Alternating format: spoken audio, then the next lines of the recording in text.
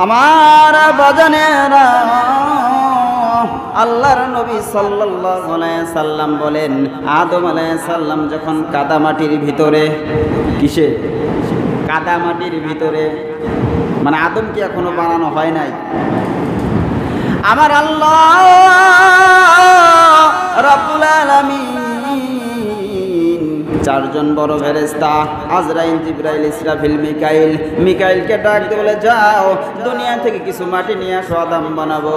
ইসরাফিল আলাইহিস সালাম এসে মাটি নিতে ব্যর্থ হয়ে গেল। মাটি কাকতি মিনতি করে, না না, আমি তো বুড়া হয়ে গেছি, আমার দ্বারা আদম বানানো সম্ভব না। ইসরাফিল ফেল মারছে, জিবরাইল ফেল মারছে, মিকাইল ফেল মারছে। আজরাইল আসার পর মাটির কোনো কাকতি মিনতি শোনে নাই, খপ করে মাটিতে ধইরা টান দিয়া তুইলা আল্লাহর দরবারে নিয়ে গেছি। সুবহানাল্লাহ বলে। আমার আল্লাহ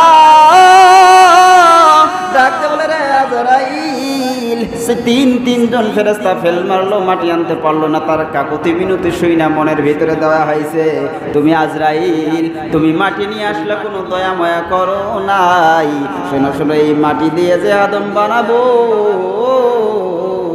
এই আদমের জান কবজ করার দায়িত্ব আমি তোমাকে দিয়ে দিলাম। সুবহানাল্লাহ বলে। তিনজন ফেল মারছে। আজরাইল কোনো আর কাগতি মিনতি শুনে নাই, কোনো আল্লাহর হুকুম অর্ডার নিয়ে যেতেই হবে। তো কেন বললাম কথাটা? আমার নবী জনাবে মুহাম্মাদুর রাসূলুল্লাহ সাল্লাল্লাহু আলাইহি সাল্লাম বলেন, দুনিয়া মে হো, दुनिया में हो दुनिया का तलब गार नहीं हो, दुनिया में हो दुनिया का तलब गार नहीं हो, बाजार से गुजर हो लेकिन खरीदार नहीं हो, बाजार से गुजर हो लेकिन खरीदार नहीं हो।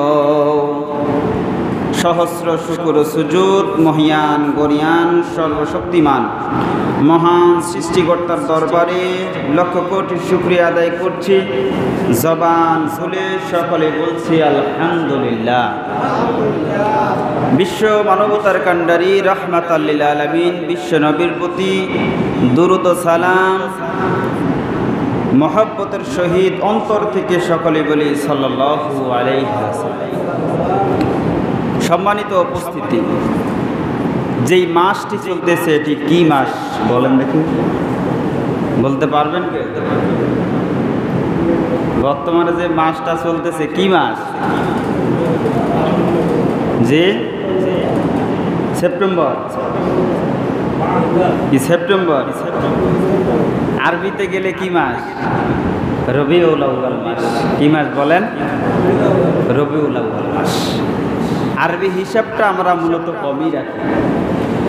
এই রবিউল আউয়াল মাসটা হচ্ছে আমার নবী, আপনার নবীর জন্মের মাস, আগমনের মাস। তো সেই সূত্র ধরেই নবীজির জন্ম সম্পর্কে আমরা আলোচনা শুনব। আসলেই রাসূলুল্লাহ সাল্লাল্লাহু আলাইহি ওয়াসাল্লামের জীবনী কয়েকটা সেক্টরে ভাগ করা যায়। একটা হলো মিলাদুন নবী, অর্থাৎ নবীজির জন্ম বৃত্তান্ত আলোচনা করা।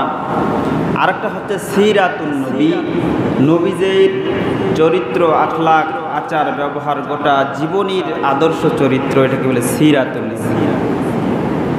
তারপরে রাসূলুল্লাহ সাল্লাল্লাহু আলাইহি ওয়াসাল্লামের বিশেষ একটি, সেটা হচ্ছে মেরাজুন নবী, আল্লাহ নবী কিভাবে মেরাজ করলেন। তারপরে হচ্ছে হিজরতুন নবী, আল্লাহ নবী কিভাবে মক্কা থেকে মদিনায় হিজরত করলেন। তারপর হচ্ছে গজওয়াতুন নবী, নবীজি সাল্লাল্লাহু আলাইহি ওয়াসাল্লাম কিভাবে যুদ্ধ বিগ্রহ পরিচালনা করলেন। তারপর হচ্ছে ওয়াফাতুন নবী, নবীজি সাল্লাল্লাহু আলাইহি ওয়াসাল্লাম কিভাবে এই দুনিয়া থেকে আল্লাহ তাআলার সাথে মিলিত হলেন। তো এই যে আল্লাহ নবী সাল্লাল্লাহু আলাইহি ওয়াসাল্লামের জীবনীটা কয়েকটা সেক্টরে ভাগ করা যায়। তো এতগুলো আলোচনা হুট করে 2, 4, 10 মিনিট 5 মিনিটের ভিতরে সমাপ্ত করা সম্ভব নয়। আমরা চেষ্টা করব নবীজির জীবনীটা পড়া, শোনা, জানা এবং তৎ অনুযায়ী আমল করার চেষ্টা করা। আল্লাহ পাক রব্বুল আলামিন আমাদের আমল করার তৌফিক দান করুন, সকলে বলি আল্লাহুম্মা আমিন। এখানে শুরুতে একটা কথা, সেটা হচ্ছে আল্লাহ নবী সাল্লাল্লাহু আলাইহি সাল্লাম আসলেন রবিউল আউয়াল মাসে। কোন মাসে বলেন? বছরের ভিতরে 12টা মাস আছে, এর ভিতরে দামি মাস হলো রমজান মাস, তাই না? দামি মাস হলো রমজান মাস। সপ্তাহের ভিতরে দামি দিন হলো শুক্রবারের দিন, তাই না? তাহলে আল্লাহর নবী দামি মানুষ, গোটা পৃথিবীর ভিতরে যার দাম সবার উপরে, সেই নবী দামি মাসের ভিতরে রমজান মাসে আসলেন না, দামি দিন শুক্রবারে আসলেন না। তার কারণটা প্রশ্ন থাকতে পারে কি পারে না বলেন? লক্ষ্য করবেন আমার বন্ধুগণ, আমার বাবাজিরা, আল্লাহ পাক রব্বুল আলামিন তিনার প্রিয় হাবিবকে শুক্রবারের দিনে কেন পাঠাইলেন না? আবার দেখা যায় বছরের ভিতরে 12টা মাসের ভিতরে রমজান মাস হলো দামি রে বাবা, রমজান মাসে কেন পাঠাইলেন না? কয় রমজান মাস দামি জিনিস, এর দামে দামি হইয়া আমার নবীকে দামি বানাবো না। শুক্রবারের দামি দিন, দামি দিনের ছোঁয়া পাইয়া আমার নবী দামি হবে না। আমার নবীর ছোঁয়া পাইয়া রবিউল আউয়াল মাস হয়ে গেছে দামি। সুবহানাল্লাহ বলেন। মানে রমজান মাসের ফজিলত দিয়ে আমার নবীকে দামি করব না, শুক্রবারের ফজিলত দিয়ে আমি আমার নবীকে দামি করব না। আমার নবীর ছোঁয়া পাইয়া আমার নবী দামি নবী, আমার নবীর দামে অন্যরা দামি হয়। সুবহানাল্লাহ। এই জন্য আমার নবী আগমন করলেন রবিউল আউয়াল মাসের বাবা, আবার শুক্রবারের দিন দামি দিন। আল্লাহ পাক রব্বুল আলামিন শুক্রবারের দিনও আল্লাহ নবীকে পাঠাইলেন না। কাফেররা বলতো শুক্রবারের দামি দিন, শুক্রবারে আসার কারণে নবী দামি হয়েছে। না না, আবার কাফেররা বলবে রমজান মাসে আসার কারণে নবী দামি হয়েছে। না না, আমার আল্লাহ বললেন নবীর জন্য আমি পৃথিবী বানাইছি, নবীকে না বানাইলে আমি পৃথিবীর কিছুই বানাইতাম না। আমার নবীর ছোঁয়া পেয়ে সকল জিনিস হয়ে যাবে দামি। সুবহানাল্লাহ। আর জোরে বলেন সুবহানাল্লাহ। আমার বাজানেরা, আল্লাহর নবী সাল্লাল্লাহু আলাইহি সাল্লাম বলেন আদম আলাইহিস সালাম যখন কাদামাটির ভিতরে, কিসে? কাদামাটির ভিতরে, মানে আদমকে এখনো বানানো হয় নাই। আমার আল্লাহ রাব্বুল আলামিন চারজন বড় ফেরেশতা আজরাইল, জিবরাইল, ইসরাফিল, মিকাইল। মিকাইলকে ডাক দিয়ে বলে যাও দুনিয়া থেকে কিছু মাটি নিয়ে আসো, আদম বানাবো। ইসরাফিল আলাইহিস সালাম এসে মাটি নিতে ব্যর্থ হয়ে গেল। মাটি কাকতি মিনতি করে, না না আমি তো বুড়া হয়ে গেছি, আমার দ্বারা আদম বানানো সম্ভব না। ইসরাফিল ফেল মারছে, জিবরাইল ফেল মারছে, মিকাইল ফেল মারছে। আজরাইল আসার পর মাটির কোনো কাকতি মিনতি শোনে নাই, খপ করে মাটিতে ধইরা টান দিয়া তুইলা আল্লাহর দরবারে নিয়ে গেছি। সুবহানাল্লাহ বলে। আমার আল্লাহ ডাকতে বলে রে আজরাইল, সে তিনজন ফেরেশতা ফেল মারলো, মাটি আনতে পারলো না। তার কাকুতি মিনতি শুই না মনের ভিতরে দেওয়া হয়েছে, তুমি আজরাইল তুমি মাটি নিয়ে আসলে কোনো দয়া ময়া করো নাই। শোনো শোনো, এই মাটি দিয়ে যে আদম বানাবো, এই আদমের জান কবজ করার দায়িত্ব আমি তোমাকে দিয়ে দিলাম। সুবহানাল্লাহ বলে। তিনজন ফেল মারছে। আজরাইল কোনো আর কাগতি মিনতি শুনে নাই, কোনো আল্লাহর হুকুম অর্ডার নিয়ে যেতেই হবে। তো কেন বললাম কথাটা? আমার নবী জনাবে মুহাম্মাদুর রাসূলুল্লাহ সাল্লাল্লাহু আলাইহি সাল্লাম বলেন, আদার ভিতরে, মাটির ভিতরে এখনো আদম বানানো হয় নাই। আদম আলাইহিস সালামকে কেমনে বানালো? মাটি আনার পরে সেই মাটিকে ছানলো। দেখেন এই কুমাররা যেভাবে মাটিটাকে তৈরি করে, আমার আল্লাহ ফেরেশতাদেরকে ডাক দিয়ে বলে, ফেরেশতারা মাটিটাকে সাইজ করো, মাটিটাকে মূর্তি বানানোর মতো একটা সাইজ করো। মাটিটাকে 40 দিন ভিজানো হলো, 40 দিন রৌদ্রের মধ্যে শুকানো হলো। শুকানোর পর মাটিটাকে একটা উপযুক্ত করা হলো। হওয়ার পর এই মাটি দিয়ে আদম বানানো হলো। জোরে কোন সুবহানাল্লাহ। বডি থেকে নিয়ে নিচ পর্যন্ত ফেরেশতারা সুন্দর করে একটা মানুষ বানাইলো রে বাবা। আর আল্লাহ পাক রব্বুল আলামিন কুদরতি হাতে আপনার আমার মাথা অর্থাৎ আদম আলাইহিস সালামের মাথাটা বানায় দিল। এই জন্য গালে চর দেওয়া যায় না, মাথায় চর দেওয়া যায় না, কারণ এই চেহারাটা, এই মাথাটা স্বয়ং আল্লাহর কুদরতি হাতে বানানো। সুবহানাল্লাহ কইন না। আমার আল্লাহ কুদরতি হাত দ্বারা চেহারা বানাইলো। শরীরের হেডকোয়ার্টার হচ্ছে মাথারে বাবা। ব্রেন দেখবেন একটা গুরুত্বপূর্ণ জিনিস, তাও মাথায়। দৃষ্টিশক্তি গুরুত্বপূর্ণ জিনিস মাথায়, কর্ণশক্তি গুরুত্বপূর্ণ জিনিস মাথায়, শ্রবণ শক্তি এবং জবান শক্তি একটা গুরুত্বপূর্ণ জিনিস মাথায়। এটা হচ্ছে হেডকোয়ার্টার। আল্লাহ তাআলা কুদরতি হাতে মাথা বানাইয়া আদম আলাইহিস সালামকে বানাইলো। 60 হাত লম্বা মূর্তি আদম আলাইহিস সালামের, নরে না চরে না, রূহ নাই। আমার আল্লাহ পাক রব্বুল আলামিন আদম আলাইহিস সালামকে রূহ দিলেন। যখন ফু দিয়েছেন, রূহটা নাক দিয়ে ঢুকছে। যখন নাকের ভিতরে, নাক দিয়ে ঢুইকা ভিতরে ঢুকছে, নাকের ভিতরে সুরসুরি দিলে হাসি আসে না নাই? হাসি আসে তো। যখন নাকের ভিতর দিয়ে রূহ ঢুকছে, নাকের ভিতরে সুরসুরি লাগছে, আদম আলাইহিস সালাম হাসি দিয়েছেন। হাসি দেওয়ার পরে শুকরিয়া আদায় করছে, আলহামদুলিল্লাহ। জোরে বলেন সুবহানাল্লাহ। এই ঘটনা বলা উদ্দেশ্য না রে বাবা, বলতেছিলাম আমার নবী, আপনার নবী বলেন, যখন আদম আলাইহিস সালাম ওই কাদা মাটির ভিতরে, তখনও আমি নবী, তখনও আমি নবী, আল্লাহর নবী। সুবহানাল্লাহ বলেন। আমি যে শেষে আসছি এই জন্য আমি যে তখন ছিলাম না তা না, প্রত্যেক নবীর জামানায় আমি ছিলাম। অর্থাৎ আদম আলাইহিস সালাম যখন কাদা মাটির ভিতরে ছিল, তখন আমি নবী ছিলাম। সুবহানাল্লাহ বলেন। আপনাদেরকে হয়তো বলেছিলাম কিনা জানি না, নবীজির ইন্তেকালের সময়, নবীজির ইন্তেকালের সময় না, তার কিছু আগের ঘটনা। জিবরাইল আলাইহিস সালাম আসছে। জিবরাইল আলাইহিস সালাম আসার পর ফাতেমা রাদিয়াল্লাহু তাআলা আনহা চাচা বলে সম্বোধন করছেন। এতে করে তার মন খারাপ। নবীজি তো বয়সও জিবরাইলের চেয়ে বয়সে ছোট না, এই ভেদ কাহিনী তো আর জিবরাইল জানে না। চাচা বলার কারণে জিবরাইলের মন খারাপ। দয়াল নবী বুঝতে পারছেন যে জিবরাইলের মন খারাপ কেন। ফাতেমা চাচা ডাকছে, বড় আব্বা ডাকার দরকার ছিল, তাই না? তাহলে বাপের বড় হইতে, চাচা ডাকছে বাপের ছোট, মন খারাপ। আল্লাহর নবী ডাকতে বলেন, জিবরাইল, তোমার জন্ম যখন হয়েছে, আল্লাহ তোমাকে যখন বানাইছে, তারপরে তুমি সর্বপ্রথম কোন জিনিস দেখছো? আসমানের ভিতরে একটা তারকা 1000 বছর পরে উঠে, আবার 1000 বছর সে ডুবে থাকে। এরকম ভাবে আমি তারকাটা অনেক কয়েকবার দেখেছি।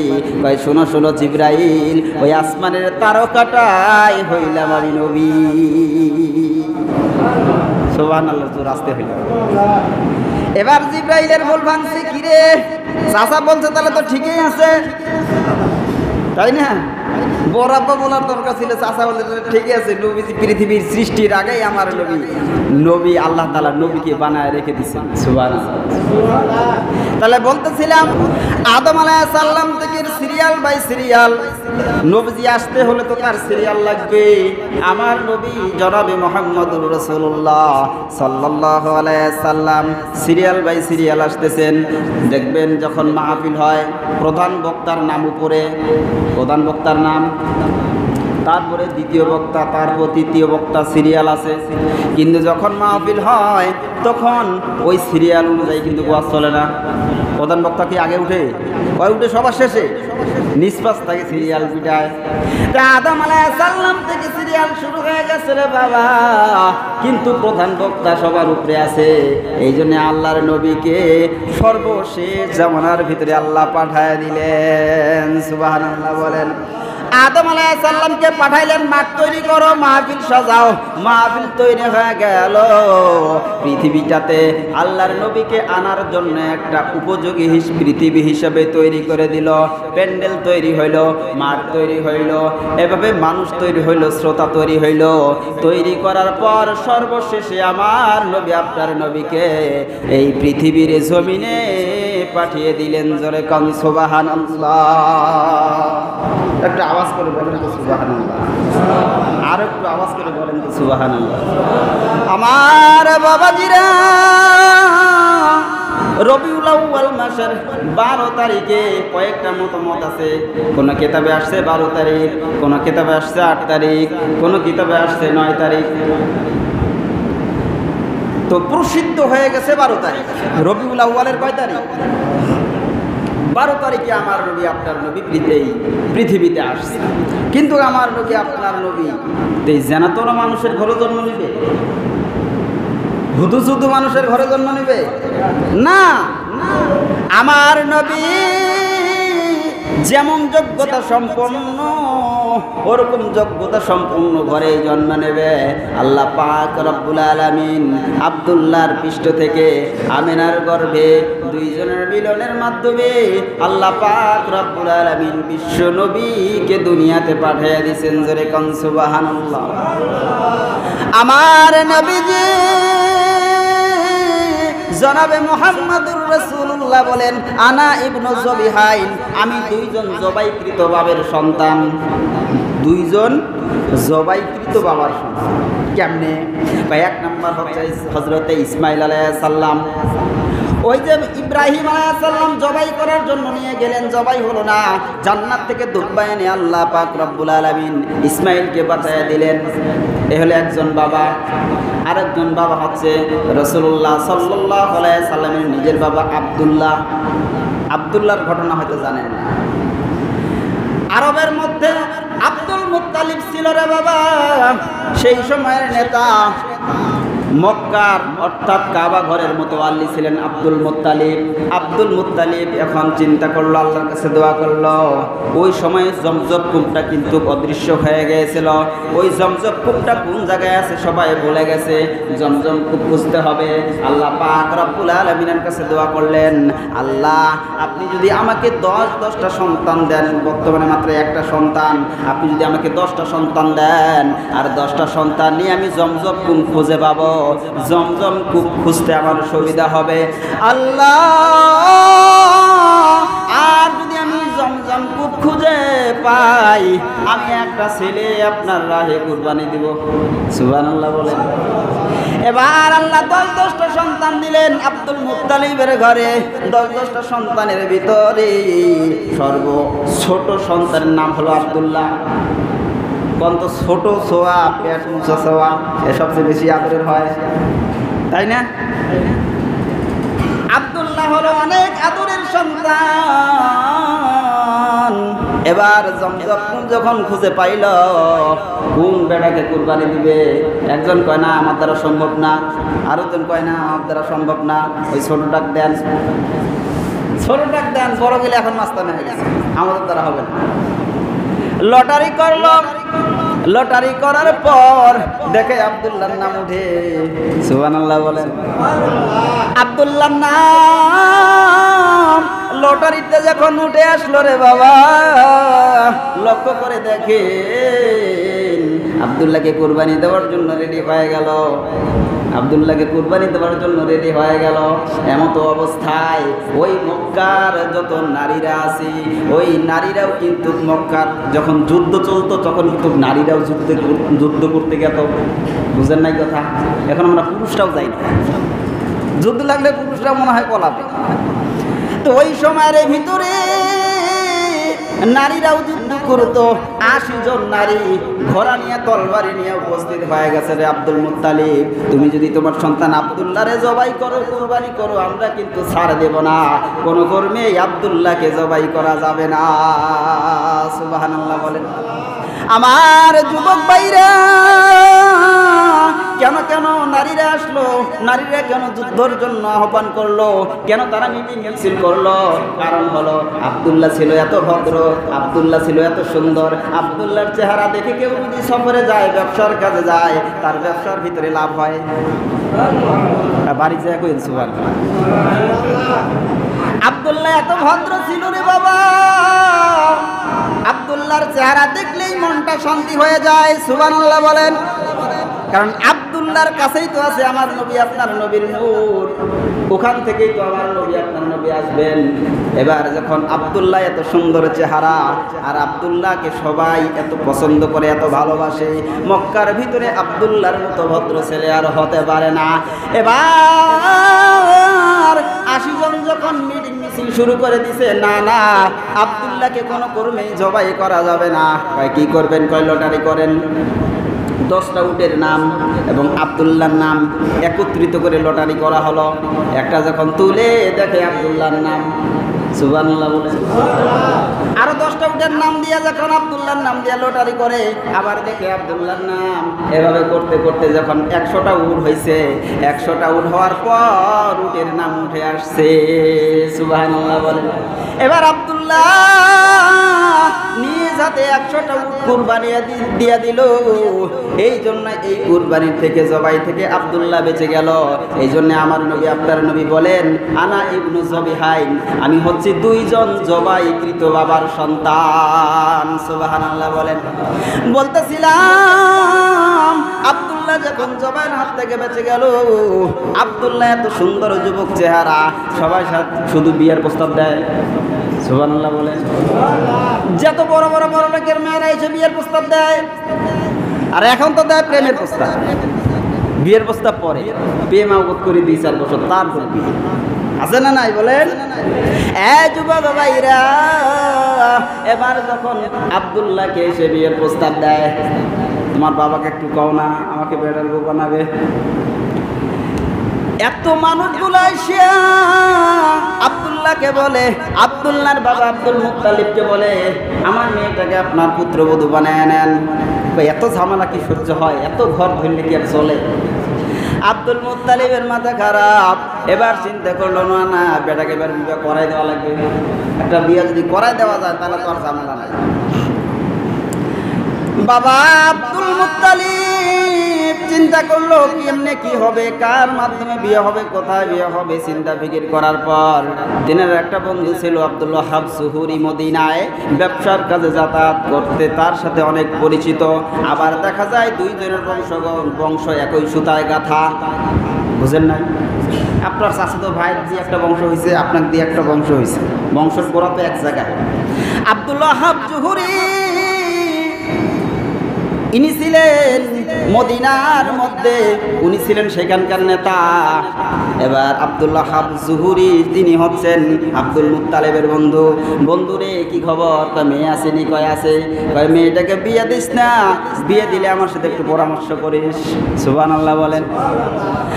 আব্দুল মুত্তালিব বন্ধুর বাসায় যাওয়ার পর, বন্ধুরে তোর মেয়েটাকে এক নজর দেখা যাবে কি? কয় যাবে। বন্ধুর মেয়েটাকে যখন সামনে আসছে, আব্দুল মুত্তালিব তার চেহারা দেইখা মাতোয়ারা হয়ে গেছে। সুবহানাল্লাহ।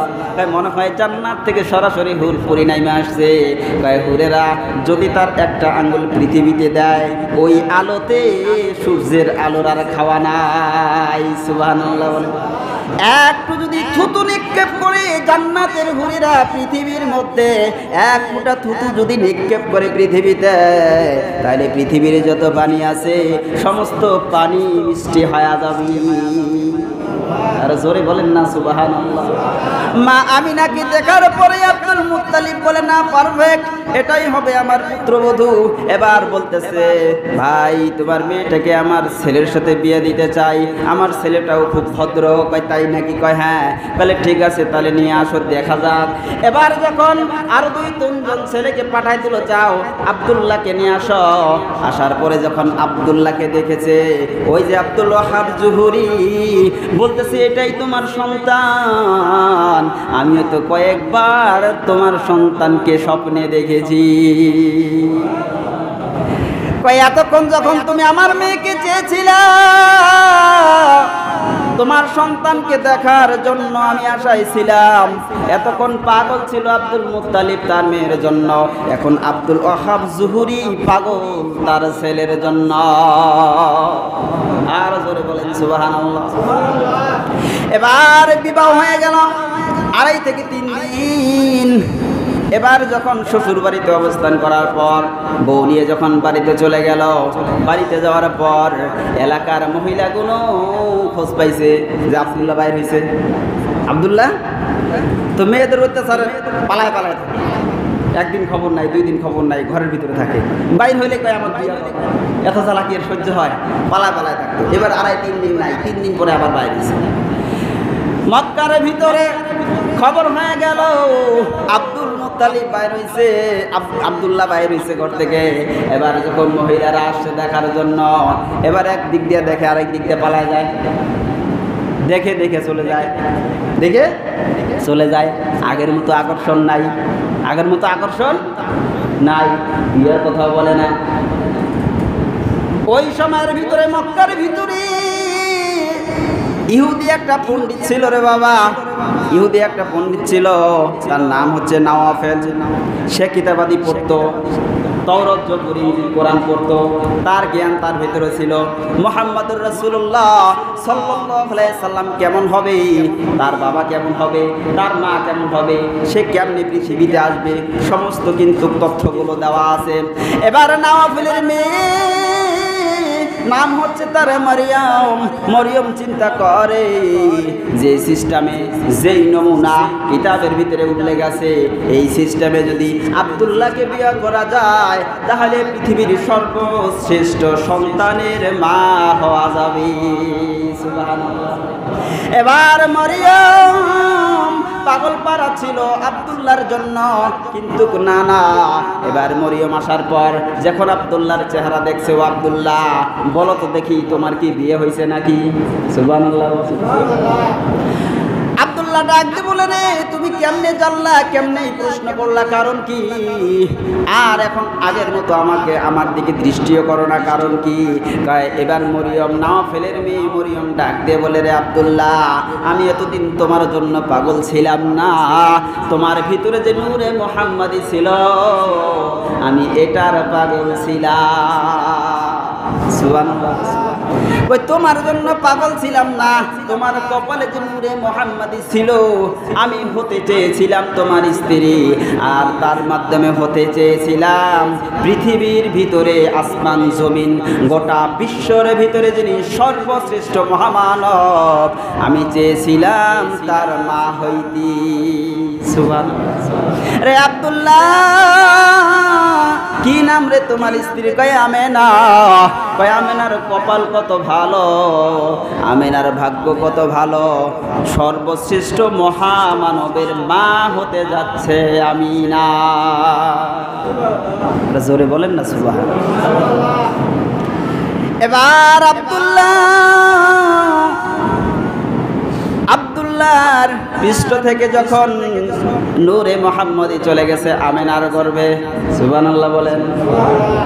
এবার গর্ভের সময় যখন বিভিন্ন কিতাবে বিভিন্ন কথা লিখছে, 4 মাস বা 3 মাস বা 6 মাস, ধরেন 6 মাস, 6 মাস বয়স যখন হয়ে যায়, আব্দুল্লাহ ব্যবসার কাজে যখন রওনা হয়ে গেছে, ব্যবসার কাজে গেছে সিরিয়ায়, ওইখানে আব্দুল্লাহর ইন্তেকাল হয়ে গেছে। এখন তো আমাদের ডিজিটাল, বিদেশেও যদি মারা যায়, বিদেশ থেকেও সৌদি এরোপ্লেন দিয়ে লাশ পাঠায় দেয়, ঢাকা যদি মারা যায় গাড়ি দিয়ে পাঠায় দেয়। কিন্তু আগে তো আর এই সিস্টেম ছিল না, আসতে লাগে 2-3 দিন, তেমন তো লাশের অবস্থা খারাপ। তো যেখানে মারা যায় সেখানেই দাফন। আব্দুল্লাহ মারা গেল, গর্ভে সন্তান। এ বন্ধু একটু চিন্তা করেন গভীর মনোযোগ দিয়া, একজন গর্ভবতীর স্ত্রী ওই সময় যদি স্বামী হারায়, এটা কি কম দুঃখ না বেশি দুঃখ? অনেক মর্মাহত কথা। কারণ বিপদে আপদে স্বামীর কাছে বলবে, স্বামী আমার এরকম লাগে, আমার এরকম ঠেকতেছে, কিন্তু এই সময়ের ভিতরে বাজান স্বামী হারা হয়ে গেল। আব্দুল মুত্তালিবের কাছে যখন খবর আসছে যে আব্দুল মুত্তালিব তোমার সন্তান আব্দুল্লাহ ইন্তেকাল করেছে, তার দাফন কাফন হয়ে গেছে ওইখানে। এবার আব্দুল মুত্তালিব আসার পরে দেখতেছে তার পুত্রবধূ আমেনা গর্ভের ভিতরে সন্তানের সাথে আদর করতেছে। পেটে সন্তান থাকলে আদর করেন, তখন আসবে আমার সোনা মানিক। আব্দুল মুত্তালিব চিন্তা করতে চায়, রায় কেমনে বলবো যে সন্তানকে আদর করতেছো তাই এই সন্তানের বাবা আর দুনিয়ায় নাই। আব্দুল মুত্তালিব কান্দে, আব্দুল মুত্তালিবের স্ত্রীও কান্দে, কয় বৌমাকে একটু বলো না যে সন্তানকে আদর করে পেটে রাখছি সেই সন্তানের বাবা আর দুনিয়ায় নাই। এই সংবাদ পুত্রবধূকে যখন দেয়, বলেন দেখি কি রকম কান্না করতে পারে। এদিকে সন্তান হচ্ছে গর্বে, আর এদিকে স্বামী হারা হয়ে গেল। বাজার আমার লম্বা ঘটনা, সব ঘটনা বলা সম্ভব না। সংক্ষেপে আমার নবীজি গর্বের ভিতরে যখন আসলো, কি দেখেন, আদম আলাইহিস সালাম থেকে নিয়ে পর্যায়ক্রমে আস্তে আস্তে আমেনার গর্ভে আমার নবী আপনার নবী এই পৃথিবীর শুরুর লগ্ন থেকে নিয়ে আমার নবী আপনার নবী যে পৃথিবীতে আসবে, যুগে যুগে তার একটা নমুনা চলে আসছে। আমার নবী আপনার নবী যখন আমেনার গর্ভের ভিতরে ছিল, অসংখ্য অসংখ্য অসংখ্য অসংখ্য প্রমাণ জাহের হয়েছে, অসংখ্য অসংখ্য মুজিজা জাহের হয়েছে, অসংখ্য অসংখ্য প্রমাণ বহন করেছে যে পৃথিবীর ভিতরে সর্বশ্রেষ্ঠ নবী আসতে চলেছে। মা আমিনা যেই তথ্যগুলো দেন যে আমি সন্তান যখন গর্ভে ধারণ করেছি, অন্য অন্য মহিলাদের গর্ভে যখন সন্তান আসে পেটটা বড় হয়, আমি আমিনার পেট কোনোদিন বড় হয় না। সুবহানাল্লাহ বলবেন। কয়েকটা মহিলার পেট বড় হয় নাই, তার ভিতরে মা আমিনা একজন। তারপর হচ্ছে ঈসা আলাইহিস সালামের মা মরিয়ম আলাইহিস সালাম। তারপর আরেকজন হচ্ছে হযরতে মুসা আলাইহিস সালামের মা। কারণ মুসা আলাইহিস সালামের সময় তো যে সরকার ছিল বলছে কার ঘরে পুত্র সন্তান হবে, যেখানেই খোঁজ পাবা ওইখানে ধরে মারবা। তো তার যে গর্ভে আছে এটা তো বোঝা যাবে, এই জন্য আল্লাহ তাআলা বুঝান না। পেট ছিল সামান, আমেনার পেট ছিল সামান। তারপরে ঈসা আলাইহিস সালামের মা কুদরতিভাবে তিনি তো মসজিদের খাদেমা ছিলেন, তাই এখানেও তিনার পেট বড় দেখা যায় নাই। আরেকজন মহিলা না, তিনজনই, চারজন আসলো। ওই চারজন শিশু সন্তান কথা বলেছিল, ওইটা অন্য কোনো দিন হয়তো বলবো। তাহলে বলতেছিলাম মা আমেনার পেট কখনো বড় হয়নি। আমার মা বোনেরা যারা আছেন, গর্ভে যখন সন্তান আসে দেখবেন সন্তান নড়াচড়া করে, মায়ের কষ্ট হয়, হয় কি হয় না? মনে হয় যে মাঝে মাঝে লাথি মারে। আমিও মারছি, আপনিও মারছেন। মাকে কষ্ট দিছি কি দেই নাই? বলেন দেখি, মা যে এত কষ্ট করে আমাদেরকে গর্ভে রাখছে, শরীরের চামড়া দিয়ে জুতা বানাইলেও কি সেই ঋণ শোধ হবে নাকি? কথা বলেন, শোধ হবে না। মা আমিনা ডাক দিয়ে বলে, আমার পেটে যেতে দিন থেকে মুহাম্মদুর রাসূলুল্লাহ আসছে, ওই দিন থেকে আমি কোনো প্রকারের অসুবিধা মনে করি নাই। তবে শোনেন, এই ফাঁকে আরেকটা ঘটনা শোনেন। যদি স্বামী মারা যায় তাহলে 1 বছর পর্যন্ত মক্কার জমিনে ওই মহিলারা সুগন্ধি আতর ব্যবহার করতে পারতো না। কিন্তু মা আমিনা রাস্তা দিয়ে যখন যায় তখন রাস্তা দিয়ে সুগন্ধি ছড়াইতে থাকে। এবার মানুষেরা নালিশ করলো, রে আব্দুল মুত্তালিব, তুমি তো হচ্ছে এই এলাকার নেতা, তুমি তো হচ্ছ মক্কার মতো আল্লি, তোমার একজন পুত্রবধূ বিধবা, সে যে হাঁটা চলা করে, সে কোনো পারফিউম ব্যবহার করে, আতর ব্যবহার করে। এবার আব্দুল মুত্তালিব আসার পরে বাড়িতে তার স্ত্রীকে বলতেছে, রে বিবি, শরমের কথা, পুত্রবধূকে তো বলাও যায় না। কি কথা? কয় মানুষেরা নালিশ করলো, কয় আমার পুত্রবধূ যখন রাস্তা দিয়ে যায় সুগন্ধি ছড়ায়, এখনো তো আমার ছেলেটা মরার 1 বছর হয় না, এত সুগন্ধি বৌমা কই পায়? এবার শাশুড়ি বলে, ও আব্দুল মুত্তালিব, শুনেন শুনেন গো স্বামী, আমার তো সেই কথা, আমার বউ যেখানে যায় সেখানেই সুগন্ধি ছড়ায়, কারণটা কি? চলেন দেখি দুইজন গিয়েই বলি। এবার যখন শ্বশুর আর শাশুড়ি মা আমিনাকে ডাক বলে, মা আমিনা, বলার তো প্রয়োজন মনে করি না, তারপরেও বলি রে মা, শোনো শোনো, তুমি যে এত আতর কই ব্যবহার করো, কই থেকে পাও? সুবহানাল্লাহ। অথচ ওই আতর তো ওখানে নাই যে এত ব্যবহার। এবার মা আমিনা ডাক দি বলো, বাবা, সামনের দিকে থুতু ফেললো, ফেলার পরে দেখতেছে এই যে আমি থুতু ফেললাম, এই থুতু থেকে দেখেন তো কিরকম সুঘ্রাণ বাইর হয়। সুবহানাল্লাহ। কারণ পেটে আছে নূরে মুহাম্মাদি, মুহাম্মদ রাসূলুল্লাহ সাল্লাল্লাহু আলাইহি সাল্লাম। আমিনা যদি থুতু ফেলে ওখান থেকে সুগন্ধি বাইর হয়, গাম বাইর হয়, তো সুগন্ধি বাইর হয়। সুবহানাল্লাহ বলে। কারণ আসল সুগন্ধি তো পেটের ভিতরে, উনার কি দোষ? এটা তো আমার দোষ না। বাবা শুনেন, যেদিন আমার গর্ভের ভিতরে এই আব্দুল্লাহর সন্তান মুহাম্মদ যেদিন আমার গর্ভে আসছে, সেদিন থেকেই কে যেন বলে দেয়, তোমার গর্ভে যে সন্তান আসবে এটা হচ্ছে মুহাম্মদ। সুবহানাল্লাহ। আসমানে তার নাম আহমদ, জমিনে তার নাম মুহাম্মদ। তার নাম যে মুহাম্মদ হবে এটা আল্লাহ জানাই দিছে। বলতেছেন, বাবা শোনেন, তার নাম হবে মুহাম্মদ। আর যেদিন থেকে আমার গর্ভে মুহাম্মদুর রাসূলুল্লাহ আসছে, ঘরের ওয়ালগুলো পর্যন্ত আমারে সালাম দেয়। সুবহানাল্লাহ। কই ধুলি কোনা, বালুর কোনাগুলো আমাকে সালাম দেয়। সুবহানাল্লাহ বলে। আর রাস্তা দিয়ে যদি আমি হাঁটি, গাছপালাগুলো পর্যন্ত আমাকে সালাম দেয়। সুবহানাল্লাহ বলেন। এই মর্যাদা কার?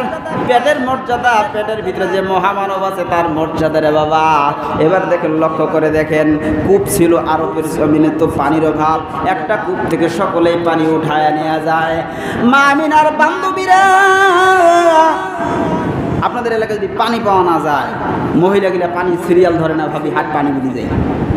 এবার মা আমিনা আর বান্ধবীরা সহ পানি নিতে গেলে মা আমিনাকে বলে, বোন তুই দাঁড়ায় থাক, তোর কিছু করা লাগবে না, পানি আমরা উঠাবো, পানি তোর বাড়ি পর্যন্ত আমরা পৌঁছায় দেব। কেন? কয় আমরা যখন পানি আনতে আসি, পানি তো অনেক নিচে, পানি উঠাইতে কষ্ট হয়। মা আমিনা যখন আসে, পানি আর পানির জায়গায় থাকে না, পানি উপর দিকে ভেসে চলে আসে, আমরা হাত দিয়ে এই পানি উঠায় নেই। আরো জোরে বলেন সুবহানাল্লাহ।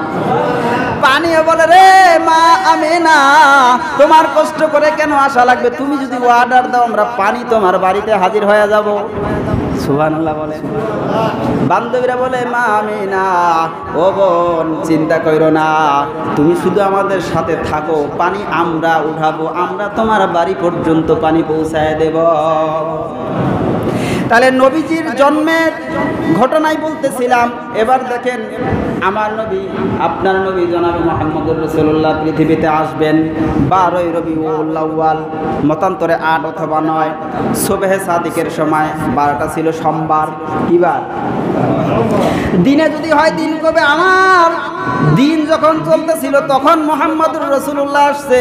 রাত্রে যদি হয় রাত বলবে আমি রাত, রাত যখন চলতেছিলাম তখন নবী আসছে, রাত দামি হয়ে যাবে, দিনও দামি হয়ে যাবে। দুইজনে টানা হেঁচড়া করে। আমার আল্লাহ রাব্বুল আলামিন ডাক দিয়ে বলেন, কোনো চিন্তা করার কারণ নাই, রাত দিনের মাঝামাঝি সময়, সুবহে সাদিকের সময় বিশ্ব নবী পৃথিবীতে চলে আসলে। সুবহানাল্লাহ বলে। নবীজি দুনিয়াতে যখন আসবেন, মা হাওয়া, আদম আলাইহিস সালামের স্ত্রী মা হাওয়া, আবার ফেরাউনের স্ত্রী আসিয়া, ঈসা আলাইহিস সালামের মা মরিয়ম, তিনজন উপস্থিত হয়ে আমিনাকে সান্ত্বনা দেয়, তোমার কোনো টেনশন নাই, চিন্তা নাই, যে সন্তানটা আসতেছে এই সন্তানটা আপনার সন্তান, আর ইনি হবে আমাদের তিনজনের জান্নাতের ভিতরে জান্নাতি স্বামী। সুবহানাল্লাহ। ফুলের মালা নিয়ে আসছে, আনার পর মা আমিনাকে দিছে ফুলের মালা। দেওয়ার পরে চিন্তার কোনো কারণ নাই, দুইজন দাসী আছে। লম্বা ঘটনা, কোন দিক দিয়ে মুহাম্মদুর রাসূলুল্লাহ সাল্লাল্লাহু আলাইহি সাল্লাম জন্ম হয়ে গেছে।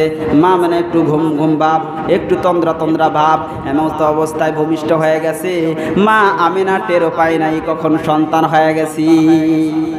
আরো জোরে বলেন না সুবহানাল্লাহ।